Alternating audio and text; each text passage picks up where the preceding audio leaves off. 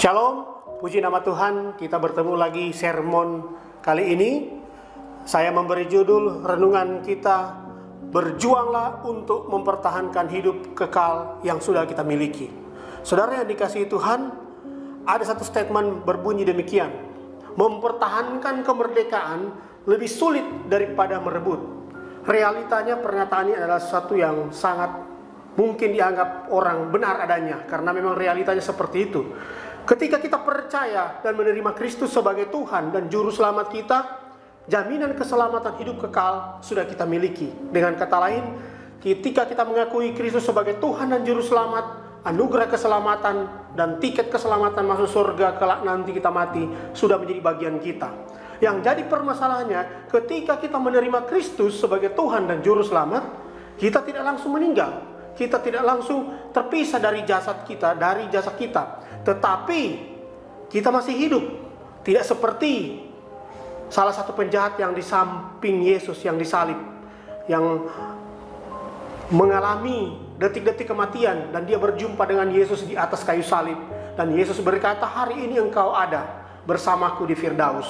Dan seperti itu dia langsung menerima anugerah keselamatan dan dia langsung selamat. Nah, saudara yang dikasihi Tuhan, tetapi kita yang menerima anugerah keselamatan masih diberi kesempatan untuk hidup. Tujuannya apa? Selain mempertahankan iman kita percaya, kita harus berjuang. Karena begitu banyak godaan, tantangan akan menjatuhkan kita. Bahkan keselamatan bisa hilang karena kita tidak berjuang mempertahankan anugerah keselamatan yang kekal itu. Yang jadi permasalahan dalam hidup kita, realita hidup yang kita alami tidak seperti yang terjadi, saudara. Nah, saudara yang dikasihi Tuhan, dalam renungan kita 1 Timotius 6 ayat 12a berkata, bertandinglah dalam pertandingan iman yang benar dan rebutlah hidup yang kekal. Ini firman Tuhan, bahwa hidup kekal itu ternyata kita harus rebut. Ketika pun kita sudah dapat, kita harus mempertahankannya. Hidup kekal adalah tujuan akhir dari orang percaya. Merebut hidup kekal digambarkan bagaikan orang yang sedang melakukan pertandingan, sedang naik ring. Tentu ada yang kalah, tetapi juga ada yang menang. Apa yang harus kita lakukan dalam pertandingan iman sehingga kita mencapai hidup yang kekal? Saudara yang dikasihi Tuhan, dalam mempertahankan hidup kekal yang kita miliki, iblis tidak senang, saudara. Dia akan berusaha untuk menjatuhkan kita, merebut kita kembali ke kehendaknya iblis, yang akan dihukum bersama-sama dengan pengikut-pengikutnya di neraka kelak. Nah, iblis tidak senang, dia akan menarik manusia untuk masuk dalam kematian yang kekal. Nah, Allah kita adalah Allah yang kekal, dan manusia diciptakan Allah di dalam kekekalan. Tetapi dosa membuat manusia kehilangan kekekalan. Sebagai Allah yang kekal, ia membawa kembali kepada kekekalan dan memberikan pilihan dalam hidup kita, dalam hidup manusia, yaitu kehidupan yang kekal atau kematian yang kekal karena dosa. Nah, yang harus kita lakukan dalam pertandingan iman yang benar, nah, yang menurut kebenaran firman Tuhan, yang menunjukkan kita mempertahankan hidup yang kekal itu dengan cara memuliakan Allah. Pertama, memiliki sikap hati yang rela melepaskan. Saudara yang dikasihi Tuhan, apa maksudnya kita mempertahankan hidup yang kekal? Memiliki sikap hati yang rela melepaskan hak bebas dan menyerahkan kepada Allah sebagai wujud iman kita. Saudara yang dikasihi Tuhan, kita sebagai orang percaya yang diciptakan Allah, sebagai manusia yang diciptakan Allah, punya kehendak bebas. Ketika Allah memberkati kita, ketika Allah memberikan kita kehendak bebas, kita bebas memilih apa saja, kita bebas melakukan apa saja. Tetapi dalam konteks ini Tuhan mau kebebasan itu yang kita miliki, kita pakai untuk bersandar kepada Allah. Kita harus memiliki sesuatu yang membangkitkan iman kita supaya kita kuat dengan Tuhan, mempertahankan kebebasan itu dan melepaskan bersandar sepenuhnya kepada Allah. Nah, ada beberapa contoh melepaskan hak kebebasan kita. Salah satu contoh, melepaskan hak untuk tidak bersandar kepada kekayaan. Yang pertama, melepaskan hak untuk tidak bersandar pada kekayaan.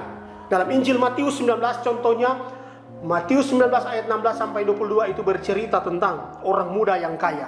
Ini salah satu contoh. Tuhan Yesus mau memberikan contoh kepada kita bahwa ketika kita merebut hidup kekal, mempertahankan hidup kekal itu, ada hal yang harus kita lakukan, yaitu contoh kecil melepaskan hak untuk tidak bersandar kepada kekayaan. Artinya tidak bergantung kepada kekayaan. Dikisahkan dalam Matius 19 ayat 16 sampai 22 itu bercerita tentang orang muda yang kaya. Dia berkata dalam ayat 16, ada seorang datang kepada Yesus dan berkata, "Guru, perbuatan baik apakah yang harus kuperbuat untuk memperoleh hidup yang kekal?" Jawab Yesus kepadanya, "Apakah sebabnya engkau bertanya kepadaku tentang apa yang baik? Hanya satu yang baik, tetapi jikalau engkau ingin masuk ke dalam hidup, turutilah segala perintah Allah." Kata orang itu kepadanya, "Perintah yang mana?" Kata Yesus, "Jangan membunuh, jangan berzina, jangan mencuri, jangan mengucapkan saksi dusta. Hormatilah ayahmu dan ibumu, dan kasihilah sesamamu manusia seperti dirimu sendiri." Kata orang muda itu kepadanya, "Semuanya itu telah kuturuti, apalagi yang masih kurang." Kata Yesus kepadanya, "Jikalau engkau hendak sempurna, pergilah, jualah segala milikmu dan berikanlah itu kepada orang-orang miskin, maka engkau akan beroleh harta di sorga. Kemudian datanglah kemari dan ikutlah aku." Saudara yang dikasihi Tuhan, ayat ini, kisah ini sangat menemplak hidup saya secara pribadi, bahwa Tuhan mau juga dalam hidup kita, mau kita tidak bersandar kepada harta kekayaan. Arti kata, orang muda ini jelas Alkitab katakan dengan segala aturan-aturan yang ada dalam hukum Taurat dia sudah taati. Tetapi satu yang Tuhan Yesus minta, jangan bersandar kepada kekayaan. Karena Alkitab berkata dalam perikop ini, orang muda yang kaya. Ternyata orang muda ini yang senang melakukan firman Tuhan, senang melakukan aturan-aturan kitab Taurat. Satu hal yang tidak bisa dia lepaskan, yaitu memiliki kekayaan, tidak mau dia lepaskan. Arti kata, dia tidak mau melepaskan haknya sebagai orang kaya. Memang dalam konteks ini orang kaya ini tidak salah. Dia punya harta yang banyak, Tuhan senang. Tetapi yang Tuhan mau, kita jangan bersandar, bergantung pada kekayaan. Jelas kekayaan itu adalah hal yang tidak pasti. Tuhan mau kekayaan itu yang ada pada kita, berkat yang Tuhan berikan kepada kita itu kita pakai untuk hidup memuliakan Tuhan. Arti kata, kita yang jadi tuan atas harta kita, atas kekayaan kita, bukan mereka yang jadi tuan, sehingga kita jadi hamba uang atau hamba dari harta kekayaan yang kita miliki. Alkitab sangat jelas berkata bahwa jika kita mau mempertahankan kehidupan kekal di dalam Kristus Yesus, kita harus punya keyakinan kuat, menyerahkan hak kebebasan kita memiliki harta, berserah kepada Tuhan. Saudara, 1 Timotius 6 ayat 17 berkata, "Peringatkanlah kepada orang-orang kaya di dunia ini agar mereka jangan tinggi hati dan jangan berharap pada sesuatu yang tak tentu seperti kekayaan, melainkan pada Allah yang dalam kekayaannya memberikan kepada kita segala sesuatu untuk dinikmati."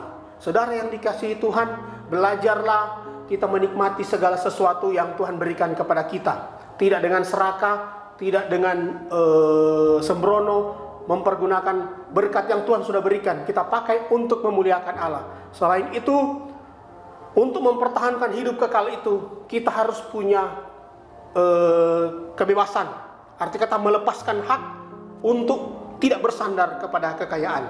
Bagian kedua, melepaskan hak untuk lebih mengasihi Yesus dari keluarga. Dalam Injil Matius 19 ayat 29 berkata, "Dan setiap orang yang karena namaku meninggalkan rumahnya, saudaranya laki-laki atau saudaranya perempuan, bapak atau ibunya, anak-anak atau ladangnya, akan menerima kembali 100 kali lipat dan akan memperoleh hidup yang kekal." Saudara yang dikasihi Tuhan, yang pertama, melepaskan hak untuk tidak bersandar kepada kekayaan. Yang kedua, melepaskan hak untuk lebih mengasihi Yesus daripada keluarga. Dalam arti kata, bukan kita meninggalkan keluarga kita, tidak urus keluarga kita, tidak urus pekerjaan dan kita hanya sibuk dengan pelayanan. Bukan seperti itu konteksnya. Yang Tuhan maksud di sini, ini berbicara tentang percakapan kepada murid-muridnya. "Tuhan, kami sudah meninggalkan segala sesuatu mengikut Engkau, apa yang akan kami dapat?" Yesus berkata, kalau kau meninggalkan segala sesuatu termasuk ayahmu, ibumu, karena memang panggilan Tuhan, karena memang Tuhan yang suruh. Percayalah, ketika Tuhan yang suruh, Tuhan berkata dalam firman Tuhan Matius 19:29 ini, akan menerima 100 kali lipat. Apa maksudnya? 100 kali lipat saudara kita, 100 kali lipat saudara laki-laki, 100 kali lipat saudara perempuan, 100 kali lipat kebapaan, keibuan dalam kehidupan kita sebagai orang percaya dalam mengiring Kristus. Percayalah, ketika kita dengan kata lain meninggalkan keluarga kita, pelayan, meninggalkan keluarga kita, meninggalkan istri kita, anak kita, meninggalkan orang tua kita, percayalah Tuhan akan mencukupkan segala sesuatu yang kita tinggalkan karena kita mengikuti betul-betul memang panggilan Tuhan. Sehingga kita rela melepaskan itu, karena begitu banyak orang sulit, tidak mau melayani Tuhan, tidak mau ikut Tuhan karena terikat dengan keluarga. Karena ada hubungan keluarga, sulit untuk melayani Tuhan. Nah, ini Tuhan maksud. Ketika engkau punya hak untuk lebih mengasihi Yesus dari keluarga, Yesus berkata ada upah. Kata terakhir, kalimat terakhir, akan menerima 100 kali lipat dan akan memperoleh hidup yang kekal. Nah, saudara yang dikasihi Tuhan, ternyata melepaskan hak untuk mengasihi Yesus lebih dari keluarga, kita akan memperoleh hidup yang kekal. Itu bagian kedua. Memilih untuk melepaskan hak bebas kita untuk menyerahkan kepada Allah adalah tindakan yang mulia. Saudara, selanjutnya ketika kita mau melepaskan kebebasan itu, memiliki sikap yang hati yang rela melepaskan. Nah, yang kedua, bagian B, hidup mempraktikkan iman. Nah, Roma 2:7 berkata, hidup kekal kepada mereka yang dengan tekun berbuat baik, mencari kemuliaan, hormat, dan ketidakbinasaan. Saudara, Tuhan mau dalam mempraktikkan hidup, dalam berebut hidup kekal, mempertahankan hidup kekal yang sudah kita miliki, kita juga hidup mempraktikkan iman kita. Arti kata, iman itu adalah dasar dari segala sesuatu yang tidak kita lihat dan bukti dari segala sesuatu yang kita tidak harapkan. Nah, itu Tuhan mau dalam hidup kita, supaya kita ketika hidup dalam iman percaya, Tuhan senantiasa memberkati kita, menolong kita. Nah, tekun berbuat baik, memilih untuk menjadi berkat buat orang banyak, mencari kemuliaan Allah. Salah satu contoh, memiliki motivasi yang benar dalam pelayanan, mencari hormat yang datang dari Allah, hidup oleh roh, karena perbuatan daging membinasakan. Jadi kita harus hidup oleh karena pertolongan Roh Kudus, hidup dalam roh, arti kata hidup dengan buah-buah roh. Nah, saudara yang dikasih Tuhan, marilah kita belajar mempertahankan kehidupan kekal yang sudah kita miliki. Jangan sampai hilang karena kita tidak mau melepaskan hak bebas kita. Kita tidak mau hidup beriman. Nah, sebagai penutup dalam renungan kita sermon kali ini, orang yang menang dalam pertandingan iman adalah mereka yang oleh imannya memilih untuk hidup memuliakan Allah dalam seluruh aspek hidupnya. Amin buat kebenaran firman Tuhan. Kita berdoa. Terima kasih Tuhan, kami mengucap syukur firman-Mu datang kepada kami untuk kami boleh mempertahankan hidup kekal yang sudah Tuhan miliki di dalam Kristus Yesus, sehingga dalam perjalanan iman kami Tuhan, kami didapati orang yang setia melakukan kebenaran. Ampuni kami Tuhan, dan seringkali kami mungkin jatuh dalam perkataan, dalam sikap, tingkah laku, perbuatan, sehingga tidak berkenan kepadamu. Allah yang pemurah, pemaaf Tuhan, sudah mengampuni kami dalam Kristus Yesus. Terima kasih Tuhan, kami bersyukur biar firman ini Tuhan boleh tertanam dalam hati kami, termaterai dalam hidup kami. Kami berbuah untuk hormat kemuliaan nama Tuhan. Tuhan memberkati kami, berkati kebenaran ini Tuhan. Dalam nama Tuhan Yesus kami berdoa, haleluya, amin.